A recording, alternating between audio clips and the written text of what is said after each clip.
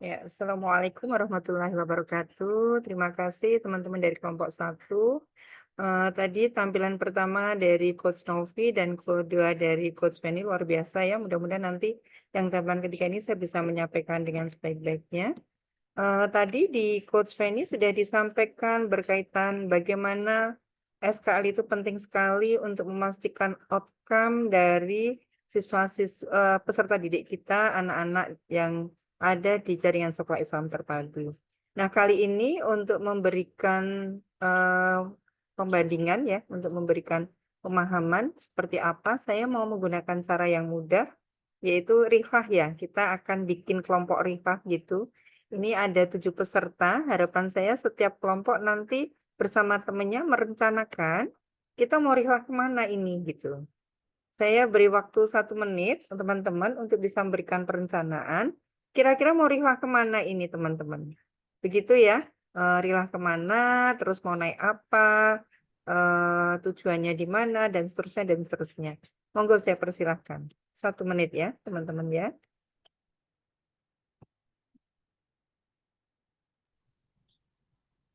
Yuk, kemana yuk? Oke, ya sudah ya teman-teman ya.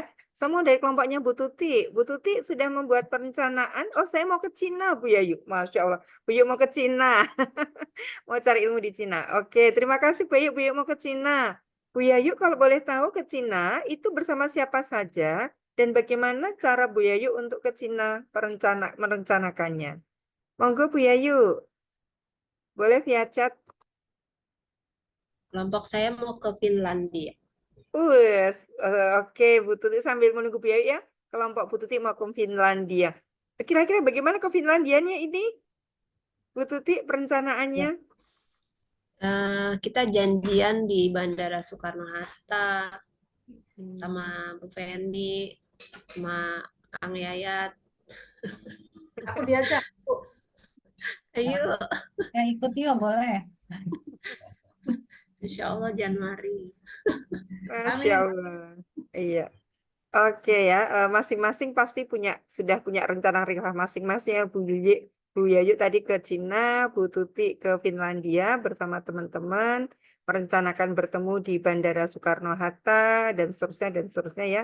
Kemudian Bu Yayu ini nabung dulu 2 tahun. Oh, ternyata baru 2 tahun yang akan datang ya bersama dengan komunitas Bu Yayu ke Cinanya. Jadi nunggu 2 tahun yang akan datang lagi, kita akan tahu bagaimana nanti Bu Yayu membuktikan bahwa saya sudah sampai Cina nih. Sama seperti Bu Tuti tadi ya, saya nih sudah sampai Finlandia ini begitu. Nah, eh, berkaitan dengan kita memastikan SKL ini bisa terlaksana dengan benar, itu maka kira-kira apa saja untuk membuktikannya? Bu Tuti, bagaimana cara Bu Tuti membuktikan kepada kami bahwa Bu Tuti itu benar-benar sudah ke Finlandia nih gitu. Sudah pernah ke Finlandia nih bersama teman-teman. Bagaimana Bu Tuti? Bisa disampaikan?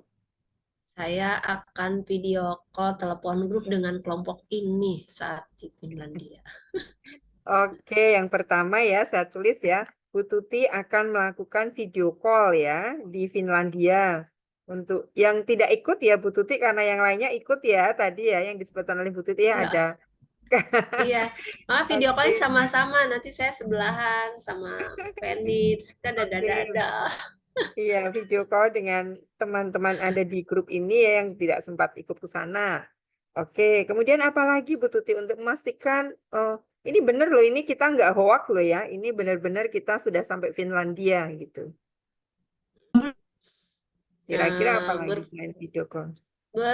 berfoto sama orang Finlandia.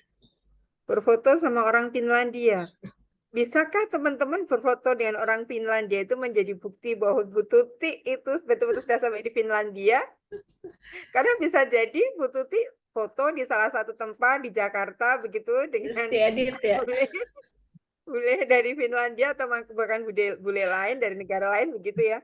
Bisakah teman-teman bukti kedua ini yang disampaikan Bu Tuti bahwa Bu Tuti sudah sampai Finlandia? Atau ada teman lain yang punya pendapat? Bisa Bagaimana jadi live IG. Ya. live IG? Oke, live IG ya. Berarti tadi yang kedua belum bisa kita jadikan bukti ya teman-teman karena bisa jadi Belum. dia Oh iya ya. Oke, Baik. berarti yang kedua adalah live IG. Oke. Nah, hal-hal tadi yang sudah kita gunakan sebagai perumpamaan untuk mencapai sebuah tujuan, dalam hal ini tadi Bu Tuti Rihlah ke Finlandia, itu yang harus mampu menunjukkan bukti otentik bahwa saya nih benar-benar sudah sampai Finlandia nih. Sama seperti kita membuktikan apakah kita itu sudah mencapai SKL kita, maka diperlukan bukti otentik. Nah, dalam hal ini untuk mencapai SKL tersebut, kita menggunakan UBD, Understanding by Design. Seperti itu, ya. Kita akan share ini dulu ya, teman-teman. Share screen.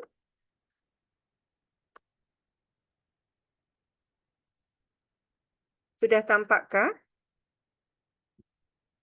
Ya, perbesar dulu ini, biar besar.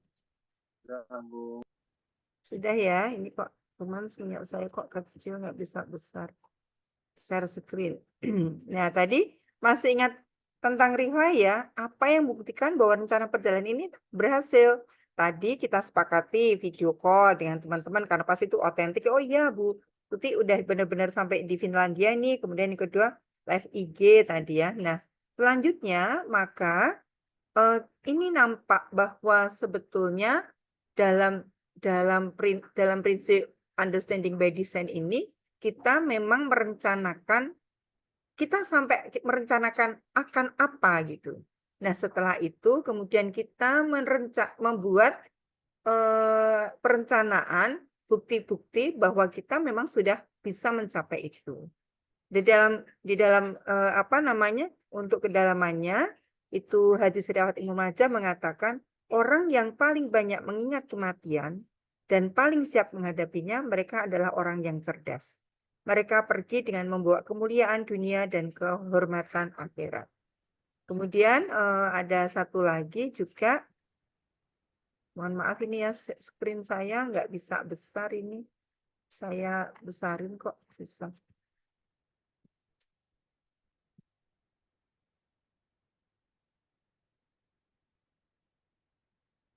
Kemudian yang berikutnya di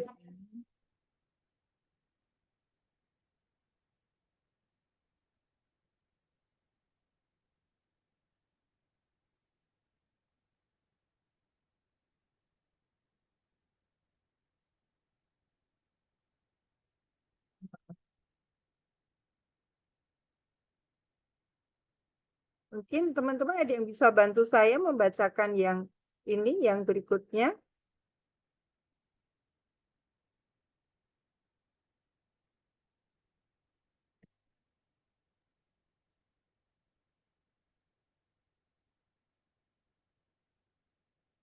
Besarin dulu. Atau di Ah, ini mau saya besarin tapi iya, yang lain. Kalau dari saya, Bu. nggak apa-apa nih. Ini sudah kelihatannya saya mau ini dekat aja, mendekat ke ini.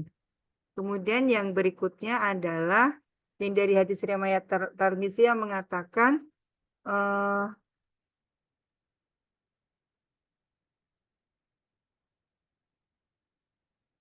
sorry. Ya, hadis riwayat Tirmizi ya.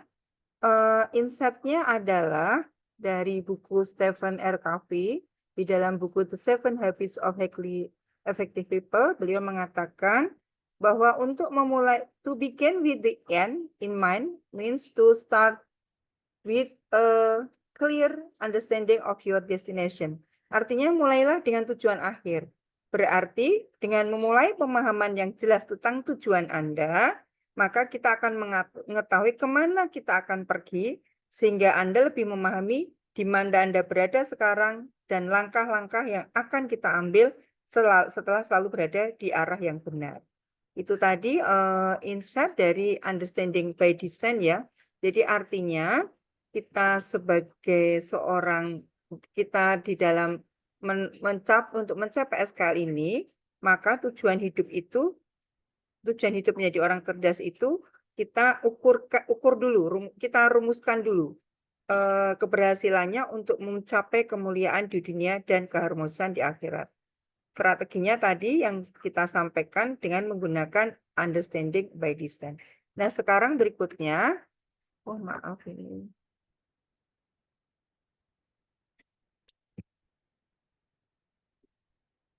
Apakah understanding by design itu?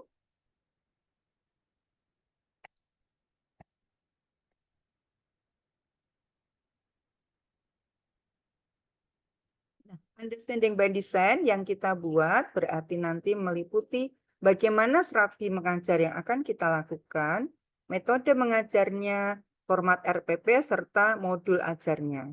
Dalam rangka untuk perencanaan pembelajaran dengan menggunakan pemahaman mendalam sebagai tujuan utamanya. Jadi understanding by design ini artinya kita mengidentifikasi hasil yang diinginkannya seperti apa, kemudian menentukan bukti-bukti yang dapat diterima. Tadi Bu Tuti akan rihlah ke Finlandia. Kemudian Bu Tuti menentukan bukti-bukti yang dapat diterima bahwa Bu Tuti sudah pernah ke Finlandia atau sedang di Finlandia. Kemudian merencanakan pengalaman belajar serta instruksi yang digunakannya. Itu adalah understanding by design.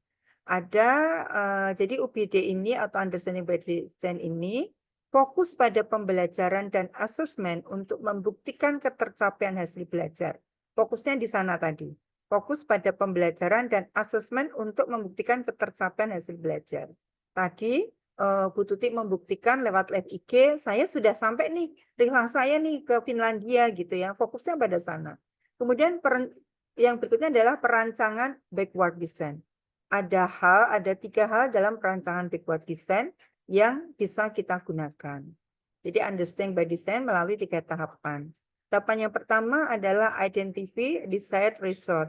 Di sini menentukan tujuan pembelajaran yang diharapkan dikuasai murid, apa yang harus murid ketahui, kemudian murid pahami, dan murid lakukan. Jadi kita yang mengidentifikasi apa yang bisa diketahui oleh murid, apa yang dipahami oleh murid, dan apa yang mampu dilakukan oleh murid. Kalau boleh tahu teman-teman, adakah perbedaan antara tahu dan paham? Tahu dan paham.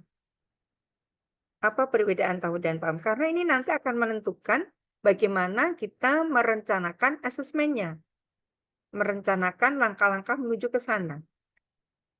Ada yang bisa Tahu belum tentu paham. tahu, belum tentu paham. Oke. Kalau Kalau paham paham juga pasti tahu. tahu. Oh, begitu ya. Ya. Ada lainnya? Terima kasih, Coach Reni. Yang lainnya, monggo. Kalau tahu belum tentu paham, tapi kalau paham sudah pasti tahu. Ada yang lainnya, Coach? Pendapat lainnya? Iya. Ada? Monggo. Coach lain? Kalau tahu itu bisa jadi sekilas saja orang bisa mengatakan saya tahu. Tapi kalau paham mungkin lebih mendalam terkait dengan makna dan hal-hal yang terkait seluk-beluknya itu lebih dalam gitu dibandingkan hanya sekedar tahu. Masya Allah. Ya, terima kasih Coach Novita yang sudah memberikan antara tahu dan paham gitu ya. Karena kalau tahu berarti sekedar pengetahuan begitu ya. Saya tahu gitu, tapi kalau paham dia betul-betul memahami. Misal pengetahuan provinsi ibu kota provinsi Jawa Tengah adalah Kota Semarang, itu pengetahuan. Tapi kalau dia paham Kota Semarang, dia akan lebih mengetahui seluk-beluk Kota Semarang seperti yang tadi disampaikan oleh Coach Novita. Jazakumullah khairan katsiran Coach Novi. Baik, jadi karena ini nanti akan menentukan asesmen serta langkah-langkah pembelajaran yang akan kita rencanakan untuk bisa menuju ke sana. Kemudian berikutnya adalah determine evidence. Menentukan cara membuktikan ketercapaian tujuan pembelajaran tersebut melalui asesmen. Bagaimana kita tahu bahwa tujuan itu tercapai? Maka tadi kalau antara tahu, paham, dan bisa pasti berbeda.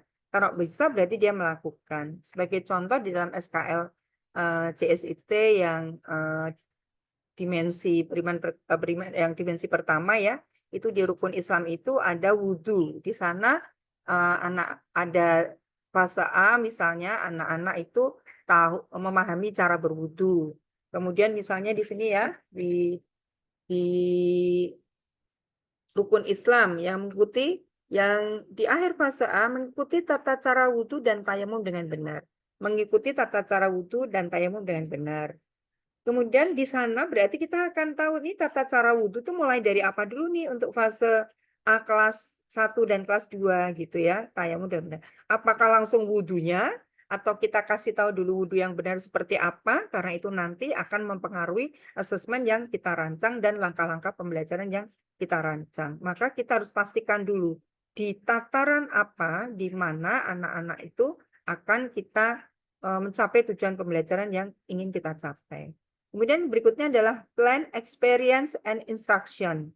Membuat desain pembelajaran yang tepat untuk mendukung pencapaian tujuan pembelajaran dengan asesmen yang sudah ditentukan. Jadi dari asesmen sudah ditentukan, misalnya kalau di sini anak-anak bisa menunjukkan cara berwudu dengan benar, artinya di sana dia harus menunjukkan cara berwudu dengan benar.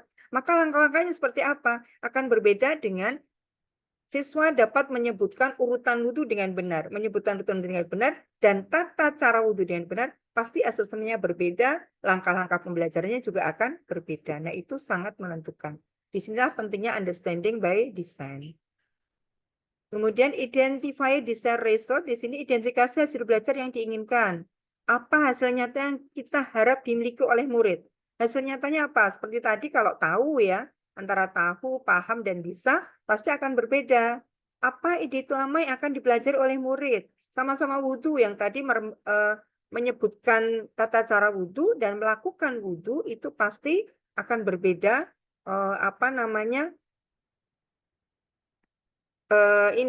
perencanaan yang kita lakukan. Kemudian apa yang seharusnya dapat diyakini, dilakukan, dipahami, dan diketahui oleh murid di akhir pembelajaran. Jadi hal tersebut akan menentukan bagaimana kemudian kita merencanakan strategi pembelajaran, metode pembelajaran, serta asesmen yang digunakan. Sekarang determine acceptable evidence, penentuan bukti penilaian. Yang pertama, bagaimana caranya mengetahui, menilai bahwa murid telah mencapai SKL.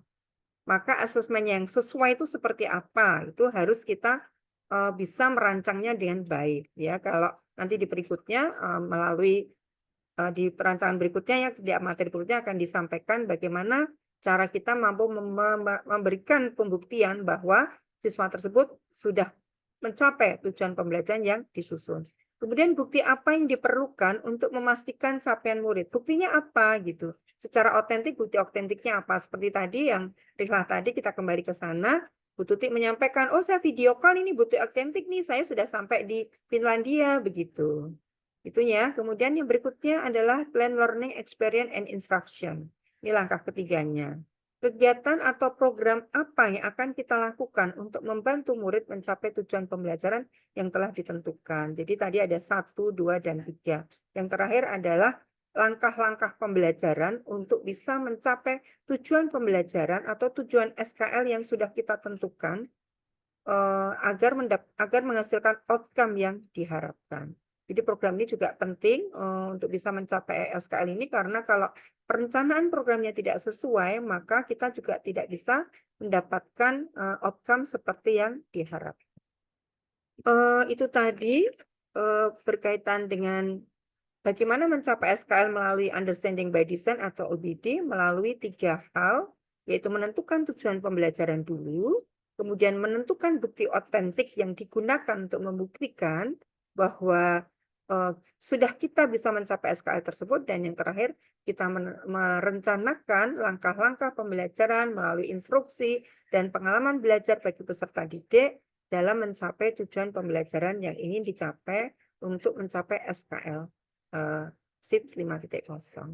Itu paparan dari saya. Ada yang ingin masukan dari teman-teman mungkin, atau pertanyaan dari teman-teman yang lain? Saya persilahkan.